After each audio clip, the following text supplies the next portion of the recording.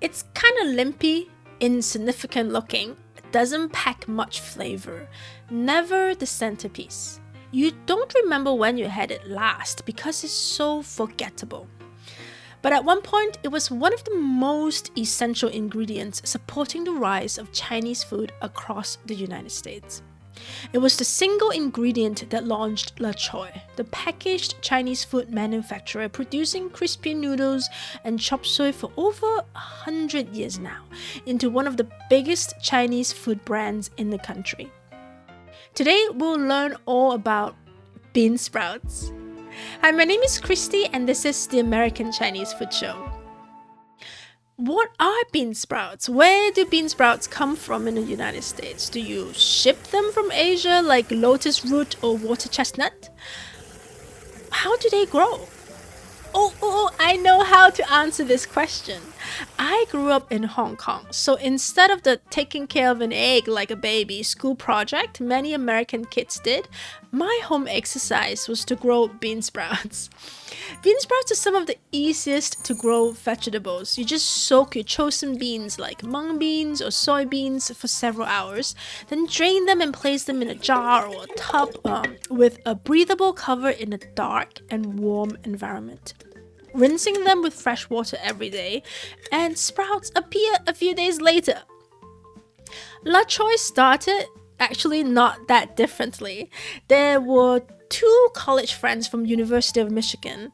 Il-han New, a Korean born in Pyongyang, today's North Korea, immigrated to Nebraska when he was 9, and a Michigan native, Wally Smith. Il-han was working as an accountant at General Electric when Wally opened up his grocery store in Detroit. This was the late 1910s. On top of plenty of Chinese restaurants in Detroit, many housewives wanted to make chop suey at home too. Wally wanted to supply bean sprouts at his store. So he called up Il-han asking if he knew how to grow bean sprouts.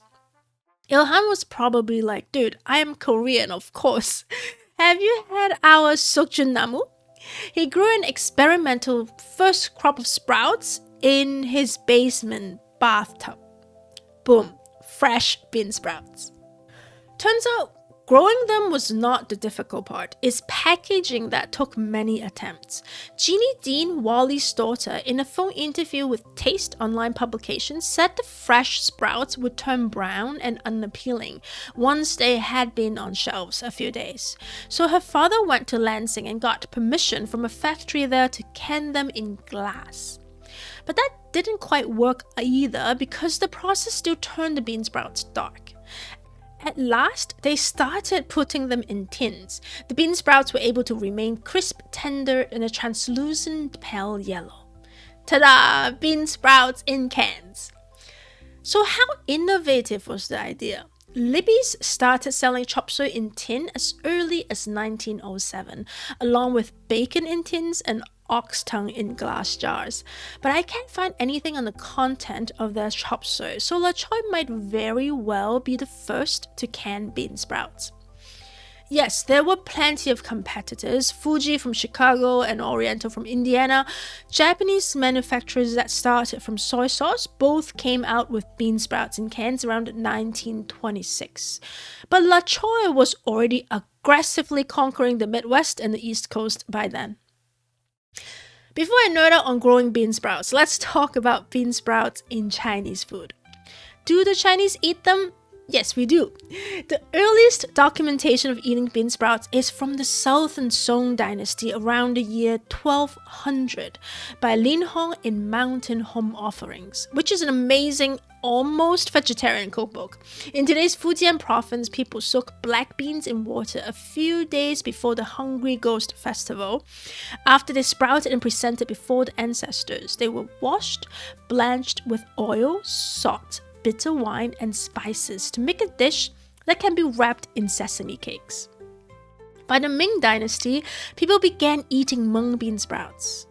Compendium of Materia Medica noted, these bean sprouts are uniquely beautiful and white. Consuming them clears the mind and nourishes the body. Bean sprouts also had two royal fans from the Qing Dynasty. Emperor Qinglong, the longest lived of over 200 monarchs in Chinese history, it's known for eating healthy. In its later years, stir-fried bean sprouts were almost a daily dish. A century later, it was also one of Empress Dowager Cixi's favorite, but in a much more ridiculously unnecessary way.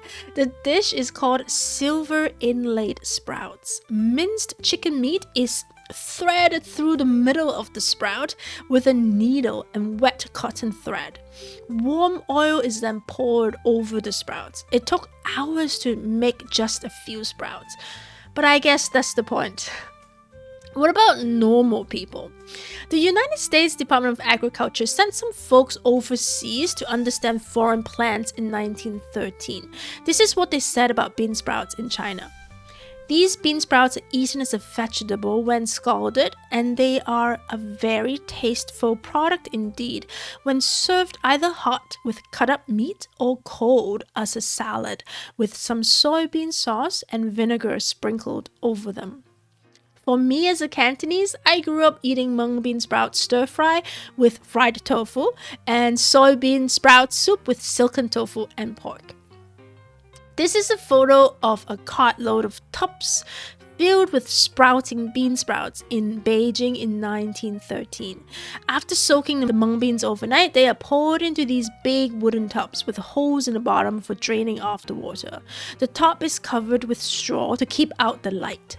But growing bean sprouts at scale was a much more serious business. Ilhan New and Wally Smith got the initial capitalization from friends and family, rented a canning factory, and incorporated La Choy Food Products Inc. in Detroit in 1922. Bean sprouts were grown inside the plant in some 24 70-foot-long bins about 5 feet wide and 5 feet deep. There were multiple different patents on growing bean sprouts, from seed germination machines, sprouting containers, to even a sprout washer. During World War II, there was a big push for bean sprouts in the United States. A professor from the School of Nutrition at Cornell advocated how bean sprouts are a good meat substitute, high in protein, fat, and vitamin C. Speaking of vitamin C, have you heard of the Chinese Admiral Zheng He? He was the precursor of maritime explorations before folks like Magellan and Columbus. His 200-ship fleet ventured into the western seas 7 times since the year 1405. How do you keep a crew of 27,000 people from getting scurvy? Bean sprouts. They carried soybeans or mung beans on their voyages and just kept growing and eating sprouts. This is probably the best part of bean sprouts. There are no shortages or rationing worries with vegetables you can quickly grow yourself. Even though American housewives were encouraged to do so, they probably had better things to do than to water beans in the kitchen a few times a day. By the 1970s, La Choy harvested 700,000 pounds of the crunchy white vegetables every week for sale. Today I know many sneer at bean sprouts, but it's one of my favorite vegetables. Give it a try at home someday. Heat a wok with oil, preferably pork or chicken fat, until it's smoking hot. Throw in bean sprouts, pat it dry with kitchen towel and green onion. Stir fry for a few minutes, add salt at last. It's really simple and is really good. That's it for today's episode. If you like our content, subscribe to the channel. See you soon.